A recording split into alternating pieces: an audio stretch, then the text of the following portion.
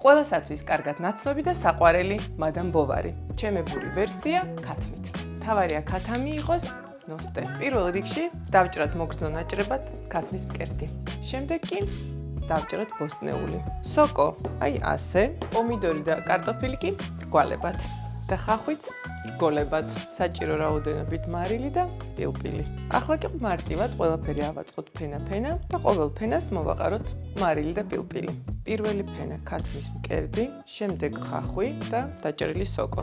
აქაც ვამატებთ მარილს და პილპილს. შემდეგი ფენა, თხლად დაჭრილი კარტოფილი. ახლა კი მოსასხმელად მოვამზადოთ соуსი. დაგვჭირდება 1 ცალი კვერცხი. დავამატოთ ნაღები და არაჟანი. აქვე ცოტა მარილიც და მოვასხათ პირდაპირ ფორმაში. შემდეგი ფენა, პომიდორი. ბოლოს კი რა თქმა უნდა, გახეხილი ყველი. ახლა კი ის დროა, გავუშვათ ღუმელში. საკმაოდ სწრაფად და მარტივად მომზადდა და აი ისიც.